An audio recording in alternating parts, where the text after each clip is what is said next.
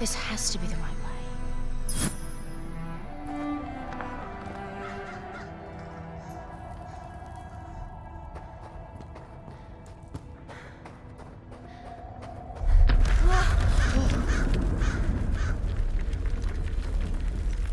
Before we continue, let's stop a moment and take a look at some of the key features of this demo.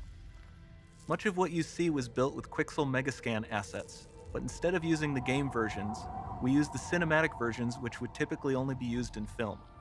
There are around 1 million triangles each, and thanks to virtual texturing, they all use 8K textures as well.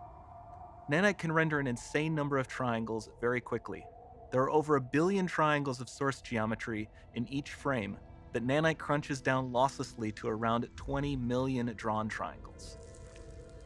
What does that many triangles look like? This isn't noise. These are the triangles, each a different color. Most are so small that they look like noise. Nanite achieves detail down to the pixel, which means triangles are often the size of pixels. This amount of geometric detail requires shadows to be pixel accurate as well, and Nanite can do that too. Speaking of lighting, all of the lighting in this demo is completely dynamic, with the power of Lumen that even includes multi-bounce global illumination. No light maps, no baking here. Without GI, all of that beautiful lighting is gone. With Lumen enabled, we can move the light and the bounce changes instantly. Okay, let's keep going.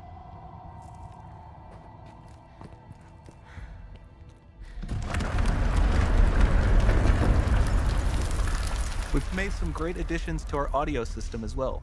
Convolution reverb allows us to measure reverberation characteristics of real spaces, like actual caves that we sampled, and reproduce them in virtual spaces. Sound field rendering allows us to record and playback spatialized audio.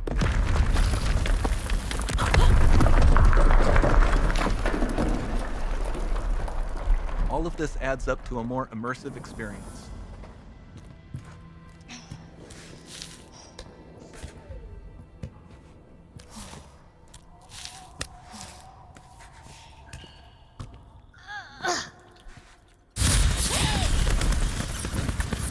This swarm of bats was created with our Niagara effects system.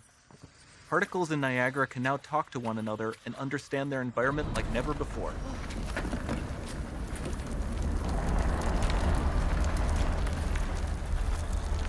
We've also added a ton of new functionality to run fluid simulations like you see in the water below.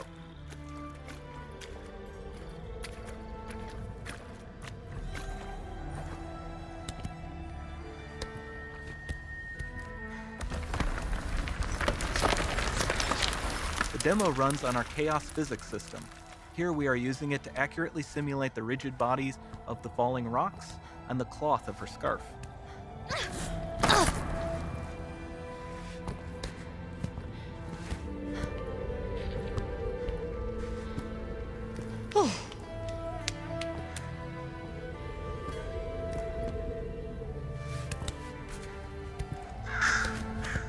Now that the environment is so complex, we've needed to greatly improve our animation systems to adapt. We've added predictive foot placement and motion warping, which dynamically modifies IK and body position to look more natural. For the character to more realistically interact with the environment, we've added the ability to trigger seamless contextual animation events, like her hand on the door. That's promising.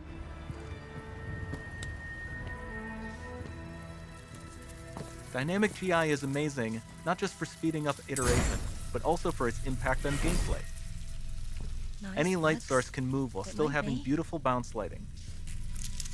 Dynamic illumination means specular as well, which you can see on all the metal surfaces. You can even see the Niagara-powered bugs reacting to the light. Lumen not only reacts to moving light sources, but also changes in geometry.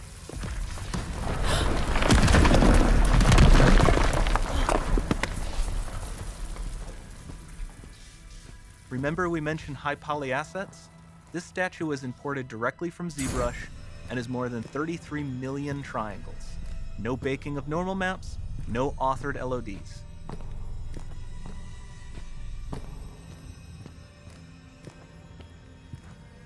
And we can do more than a single statue. There are nearly 500 of that exact statue at the same detail level placed in this room for a total of over 16 billion triangles from statues alone. Over this entire demo, there are hundreds of billions of triangles.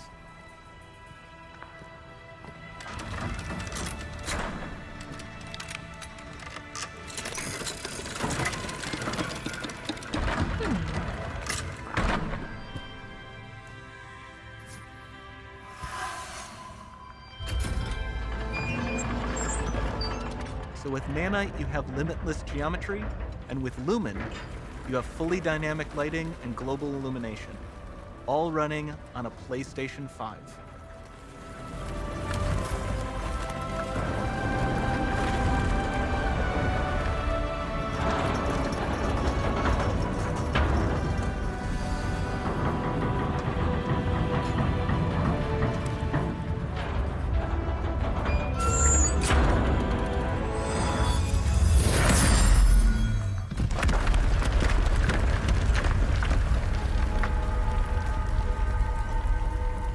There's not much time left.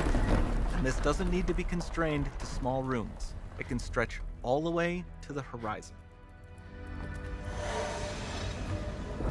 The portal, it's open. Don't fail me now.